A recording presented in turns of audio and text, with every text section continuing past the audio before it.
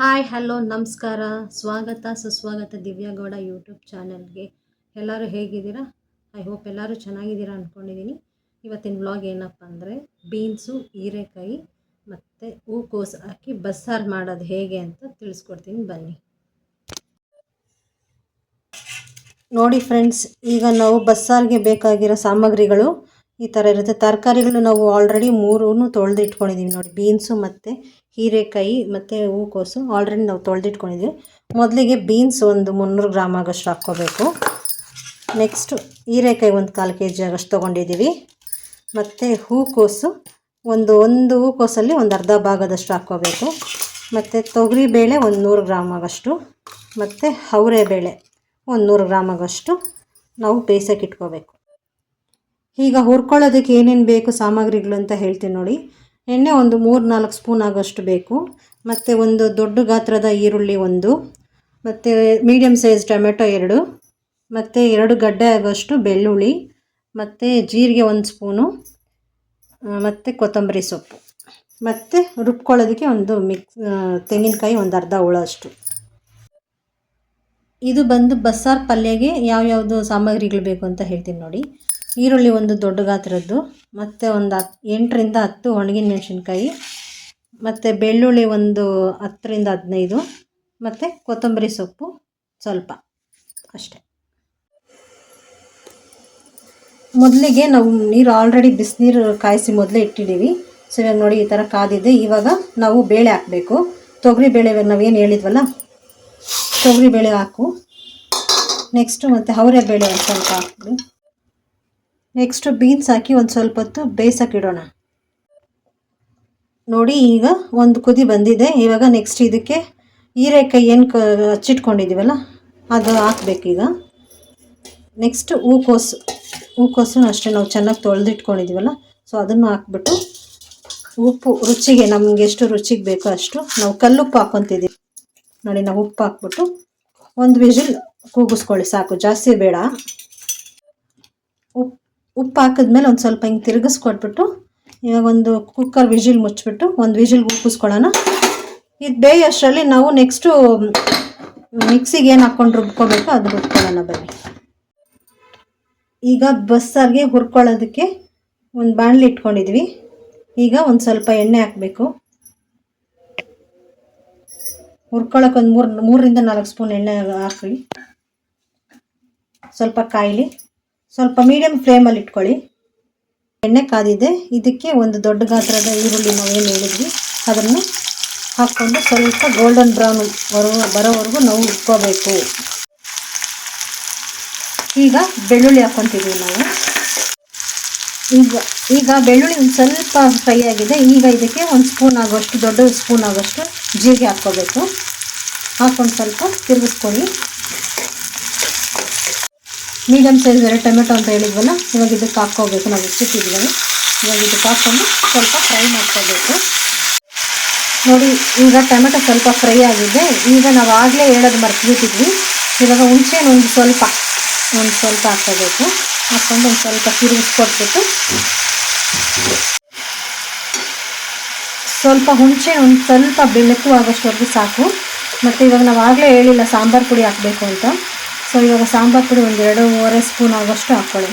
Medium size ಸ್ಪೂನಲ್ಲಿ ಒಂದು 2.5 spoon ಆಗೋಷ್ಟು ಹಾಕ್ಕೊಳ್ಳಿ. ನಾವು ಆಗಲೇ ಹೇಳಲಿಲ್ಲ, ಸ್ಕಿಪ್ ಮಾಡ್ಕೊಂಡಿದ್ವಿ. ಸೊ ಈಗ ಮಾಡೋವಾಗ ಹೇಳೋಣ ಅಂದ್ಕೊಂಡು ನಾವು ಹೇಳಲಿಲ್ಲ, ಈಗ ಹೇಳ್ತಿದ್ದೀವಿ. ಹಾಕ್ಕೊಂಡು ಸ್ವಲ್ಪ ತಿರುಗಿಸ್ಕೊಳ್ಳಿ. ಈಗ ಇದಕ್ಕೆ ಕೊತ್ತಂಬರಿ ಸೊಪ್ಪು ಹಾಕ್ಕೊತಿದ್ವಿ. ಸ್ವಲ್ಪ ಹಸಿ ವಾಸನೆ ಹೋಗೋರು ಸ್ವಲ್ಪ ಫ್ರೈ ಮಾಡಿಕೊಂಡು ಬೇಯಕ್ಕೆ ಇಟ್ಕೊಳ್ಳೋಣ. ಸ್ವಲ್ಪ ಆರಲಿ. ಈಗ ಕೊತ್ತಂಬರಿ ಸೊಪ್ಪು ಹಾಕಿದ್ವಲ್ಲ, ಅದನ್ನು ಸುಮ್ಮನೆ ಒಂದು ತಿರುಗಿಸ್ಕೊಟ್ಬಿಟ್ಟು ಆಫ್ ಮಾಡ್ಕೊಂಬಿಡಿ. ಆಫ್ ಮಾಡ್ಕೊಂಡ್ಮೇಲೆ ನಾವು ನೆಕ್ಸ್ಟು ಮಿಕ್ಸಿಗೆ ಏನು ರುಬ್ಕೊಳ್ಳೋಣ ಅಂತ ತೆಂಗಿನ ತುರಿ ಹಾಕ್ಕೊಂಡು ರುಬ್ಕೊಳ್ಳೋಣ ಬನ್ನಿ. ಅಷ್ಟೊತ್ತಿಗೆ ಇದು ಸ್ವಲ್ಪ ಆರಬೇಕು. ಆದ ತಕ್ಷಣ ಇದನ್ನು ನೆಕ್ಸ್ಟ್ ಮಸಾಲೆ ಹಾಕ್ಕೊಂಡು ರುಬ್ಕೊಳ್ಳೋಣ. ಅಷ್ಟರಲ್ಲಿ ತೆಂಗಿನ ತುರಿ ಹಾಕ್ಕೊಂಡು ರುಬ್ಕೊಳ್ಳೋಣ ಬನ್ನಿ. ಈಗ ನಾವು ಮಿಕ್ಸಿ ಜಾರ್ಗೆ ಒಂದು ಅರ್ಧ ಹೋಳಷ್ಟು ತೆಂಗಿನಕಾಯಿ ಹೇಳಿದ್ವಲ್ಲ, ಈಗ ಅದು ಹಾಕ್ಕೊಂಡು ರುಬ್ಕೊಳ್ಳೋಣ. ಫಸ್ಟ್ ಮೊದಲಿಗೆ ಹಾಕ್ಕೊಂಡು ರುಬ್ಕೊಬಿಡೋಣ. ನೋಡಿ, ತೆಂಗಿನಕಾಯಿ ಹಾಕ್ಕೊಂಡು ಈ ಥರ ನುಣ್ಣಗೆ ರುಬ್ಕೊಳ್ಬೇಕು. ಇದಾಗಿದೆ ನೋಡಿ, ಈ ಥರ ರುಬ್ಕೊಂಡಿದ್ದೀವಿ ನಾವು. ಈಗ ನಾವೇನು ಹುರ್ಕೊಂಡಿದ್ವಲ್ಲ ಅದು ಸ್ವಲ್ಪ ಆರಕ್ಕೆ ಬಿಟ್ಟಿದ್ವಿ. ಸೊ ಇದಾಗಿದೆ, ಆರ್ಕೊಂಡಿದೆ. ಸೊ ಇವಾಗ ಇದನ್ನು ಮಿಕ್ಸಿಗೆ ಹಾಕ್ಕೊಂಡು ರುಬ್ಕೋಬೇಕು. ಸ್ವಲ್ಪ ನೀರು ಹಾಕ್ಕೊಂಡು ರುಬ್ಕೊಳ್ಳಿ. ನೆಕ್ಸ್ಟ್ ಇನ್ನು ಸ್ವಲ್ಪ ಬೀನ್ಸ್ ಆಮೇಲೆ ಹಾಕ್ಕೋಬೇಕು. ನೋಡಿ ಈಗ ನಾವೇನು ತರಕಾರಿ ಬೇಯಿಸೋಕೆ ಇಟ್ಟಿದ್ವಿ ಇದು ಆಲ್ರೆಡಿ ಬೆಂದಿದೆ. ಸೊ ಇವಾಗ ಲಿಡ್ ಓಪನ್ ಮಾಡಿ ಅದನ್ನು ಆರಿಸ್ಕೊಳ್ಳೋಕೆ ಇಟ್ಕೊಳ್ಳೋಣ. ನೋಡಿ ಈ ಥರ ಬೆಂದಿದೆ. ಇಷ್ಟು ಮಾತ್ರ ಬೆಂದಿದ್ರೆ ಸಾಕು. ಸೊ ಇವಾಗ ಇದನ್ನು ಒಂದು ಇದಕ್ಕೆ ಹಾಕಿ ನೋಡಿ ಈ ಥರ ಬೇಳೆ ಬಂದಮೇಲೆ ಒಂದು ಪಾತ್ರೆಗೆ ಹಾಕ್ಬಿಟ್ಟು ಈ ಥರ ಹಾರಕ್ಕೆ ಇಟ್ಕೊಂಡು, ಸೊ ಈ ಮೇಲೆ ಬೆಂದಿರುತ್ತಲ್ಲ ಬೇಳೆಗಳು, ಸೊ ಅದನ್ನು ಒಂದೂವರೆ ಸ್ಪೂನ್ ಆಗೋಷ್ಟು ಮಿಕ್ಸಿ ಜಾರ್ಗೆ ಹಾಕ್ಕೊಂಡು ನೋಡಿ ಈ ಕನ್ಸಿಸ್ಟೆಯಲ್ಲಿ ನಾವು ಮಸಾಲ ರುಬ್ಬಿದ್ರಲ್ಲ, ಸೊ ಅದನ್ನು ಇಷ್ಟು ಥರ ಬಂದಿದ್ರೆ ಈ ಥರ ಹಾಕ್ಕೊಂಡಿದ್ರೆ ಸಾಕು. ಇವಾಗ ಇದಕ್ಕೆ ಒಂದು 2.5 ಸ್ಪೂನ್ ಆಗೋಷ್ಟು ಬೇಳೆ ಹಾಕ್ಕೊಂಡು ರುಬ್ಕೊಳ್ಳೋಣ. ನೋಡಿ ಈ ಮಸಾಲ ಈ ಥರ ಫೈನ್ ಪೇಸ್ಟ್ ರುಬ್ಕೊಂಡ್ಮೇಲೆ ನಾವು ಇದಕ್ಕೆ ಏನು ಬೇಳೆ ಬೇಯಿಸಿದ್ವಲ್ಲ, ಸೊ ಇದನ್ನೇ ಒಂದು 2.5 ಸೌಟು ಆಗೋಷ್ಟು ನಾವು ಮಿಕ್ಸಿಗೆ ಹಾಕ್ಕೊಂಡು ರುಬ್ಕೊಬೇಕು. ಸ್ವಲ್ಪ ಬಿಸಿ ಇದೆ, ಸ್ವಲ್ಪ ಆರಿದ್ಮೇಲೆ ನಾವು ಮಿಕ್ಸಿಗೆ ಹಾಕ್ಕೊಂಡು ರುಬ್ಕೊಳ್ಳೋಣ. ನೋಡಿ ಫೈನಲಿ ಈಗ ಮಸಾಲ ರುಬ್ಕೊಂಡಿದ್ದಾಯಿತು. ಈಗ ನಾವು ಒಂದು ಕುಕ್ಕರ್ ಆಗಲಿ ಇಲ್ಲಾಂದರೆ ಒಂದು ಪಾತ್ರೆ ಆಗಲಿ ಇಟ್ಬಿಟ್ಟು ಸೊ ಸಾಂಬಾರು ಮಾಡ್ಕೊಳ್ಳೋದು ಹೇಗೆ ಅಂತ ತೋರಿಸ್ತೀನಿ. ನೋಡಿ ಇವಾಗ ಆಗಲೇ ಬೇಯಿಸೋಕೆ ಇಟ್ಕೊಂಡಿದ್ದಾರಲ್ಲ ಅದೇ ಕುಕ್ಕರಲ್ಲಿ ಇವಾಗ ನಾವು ಸಾಂಬಾರು ಮಾಡ್ತಾಯಿದ್ವಿ. ಸೊ ಇವಾಗ ಈ ಪಾತ್ರೆ ಇಟ್ಕೊಂಡಿದ್ದೀವಿ ಕುಕ್ಕರು. ಸೊ ಇವಾಗ ಅದು ಡ್ರೈ ಆದಮೇಲೆ ಒಗ್ಗರಣೆಗೆ ಸ್ವಲ್ಪ ಎಣ್ಣೆ ಹಾಕಬೇಕು. ನೋಡಿ ಈ ಥರ 3ರಿಂದ 4 ಸ್ಪೂನ್ ಆಗೋಷ್ಟು ಎಣ್ಣೆ ಹಾಕ್ಕೊಂಡು ಸ್ವಲ್ಪ ಎಣ್ಣೆ ಕಾಯಲಿ.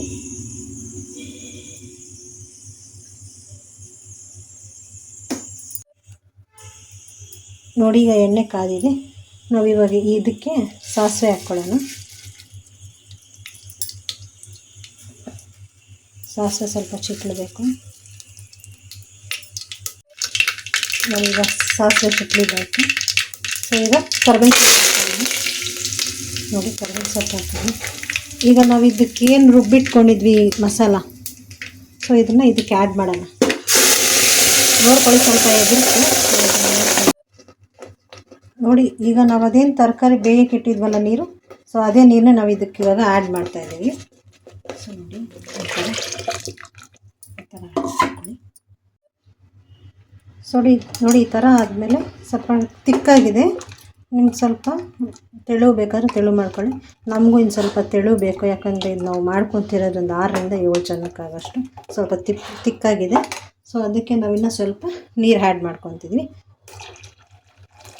ನಿಮ್ಗೆ ಎಷ್ಟು ನೀರು ಬೇಕೋ ಅಷ್ಟು ಆ್ಯಡ್ ಮಾಡ್ಕೊಳ್ಳಿ. ತೆಳು ಬೇಕಾದರೆ ತೆಳು ಮಾಡ್ಕೊಳ್ಳಿ, ಗಟ್ಟಿ ಬೇಕಾದರೆ ಗಟ್ಟಿ ಮಾಡ್ಕೊಳ್ಳಿ. ನಮಗಿನ್ನೂ ಸ್ವಲ್ಪ ತೆಳು ಬೇಕು ಅನಿಸ್ತು, ಸೊ ಹಾಗಾಗಿ ತೆಳು ಮಾಡ್ಕೊಳ್ಳಿ ಈ ಥರ ಕನ್ಸಿಸ್ಟೆನ್ಸಿಯಾಗಿ.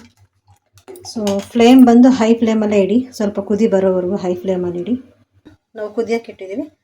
ನೆಕ್ಸ್ಟು ಬೇರೆ ಸ್ಟವ್ ಮೇಲೆ ನಾವು ಪಲ್ಯ ಮಾಡೋದು ಹೇಗೆ ಅಂತ ತೋರಿಸ್ಕೊಡ್ತೀವಿ ನೋಡಿ.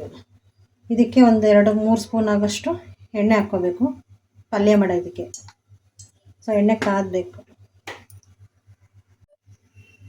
ಈಗ ಎಣ್ಣೆ ಕಾದಿದೆ. ಈಗ ಸಾಸಿವೆ ಹಾಕ್ಕೋಬೇಕು. ಇದಕ್ಕೆ ಸಾಸಿವೆ ಚಿಟ್ಲು ಒಳಗೆ ಇಟ್ಕೊಂಡು ಈಗ ಸಾಸಿವೆ ಆದಮೇಲೆ ಬೆಳ್ಳುಳ್ಳಿ ಹಾಕ್ಕೊಳ್ಳಿ. ಸೊ ಬೆಳ್ಳುಳ್ಳಿ ಸ್ವಲ್ಪ ಫ್ರೈ ಮಾಡಿಕೊಂಡು ತಿರುಗಿಸ್ಕೊಳ್ಳಿ.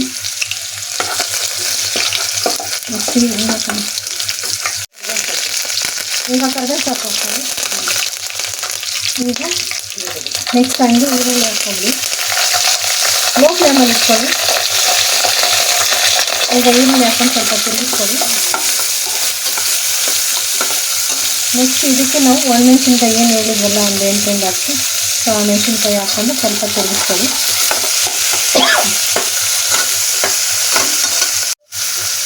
ಆಮೇಲೆ ಹಾಗೆ ಅದಕ್ಕೆ ಕೊತ್ತಂಬರಿ ಸೊಪ್ಪು ಹಾಕ್ಕೊಳ್ಳಿ. ಈಗ ಅದು ಏನು ತರಕಾರಿ ನಾವು ಬೇಯಿಸಿ ಇಟ್ಕೊಂಡಿದ್ವಲ್ಲ, ಸೊ ಅದು ಇವಾಗ ಹಾಕ್ಕೋಬೇಕು ಇದಕ್ಕೆ. ನೋಡಿ ಈ ಥರ ಹಾಕ್ಕೊಂಡ್ಮೇಲೆ ಸ್ವಲ್ಪ ತಿರುಗಿಸ್ಕೊಡಿ. ಬೀನ್ಸು ಮತ್ತು ಹೀರೆಕಾಯಿ ಮತ್ತು ಹೂಕೋಸು ಹಾಕಿ ಬೇಯಿಸಿದ್ವಲ್ಲ, ನೋಡಿ ಇದು ಹಾಕ್ಬಿಟ್ಟು ಸರಿ ಒಂದು 2 ಸರಿ ತಿರುಗಿಸ್ಕೊಟ್ಬಿಟ್ಟು 2 ಮಿನಿಟ್ಸ್ ಬಿಟ್ಟು ಆಫ್ ಮಾಡಿ. ನೋಡಿ ಈಗ ಸಾಂಬಾರು ಕುದೀತಿದೆ. ಸೊ ಇದಕ್ಕೆ ನಾವು ಆವಾಗಲೇ ಏನು ಹೇಳಿದ್ವಿ, ಕೊತ್ತಂಬರಿ ಸೊಪ್ಪು ಕುದಿಟ್ಕೊಂಡಿದ್ವಲ್ಲ, ಸೊ ಅದನ್ನು ಹಾಕ್ಬಿಟ್ಟು ಸ್ವಲ್ಪ ತಿರುಗಿಸ್ಬಿಟ್ಬಿಟ್ಟು ಒಂದು 5 ಮಿನಿಟ್ಸ್ ಬಿಟ್ಟು ಆಫ್ ಮಾಡಿಬಿಡಿ. ಆಗ ಇದು ರೆಡಿಯಾಗಿರುತ್ತೆ. ನೋಡಿ ಫ್ರೆಂಡ್ಸ್, ಈಗ ಫೈನಲಿ ಬಸ್ಸಾರು ಮತ್ತು ಸೊಪ್ಪಿನ ಪಲ್ಯ ಮತ್ತು ರೈಸ್ ರೆಡಿಯಾಗಿದೆ. ಇದಕ್ಕೆ ಮುದ್ದೆ ಜೊತೆಗೆ ತಿಂದರೆ ಸೂಪರಾಗಿರುತ್ತೆ ಫ್ರೆಂಡ್ಸ್. ಸೊ ಇವತ್ತು ನಮ್ಮ ಮನೇಲಿ ಮುದ್ದೆ ಮಾಡಿಲ್ಲ, ಸೊ ಹಾಗಾಗಿ ರೈಸ್ ಮಾಡಿರೋದ್ರಿಂದ ಇದನ್ನು ತೋರಿಸ್ಕೊಡ್ತಿದ್ದೀನಿ. ಸೊ ನೋಡಿ, ಚೆನ್ನಾಗಿರುತ್ತೆ.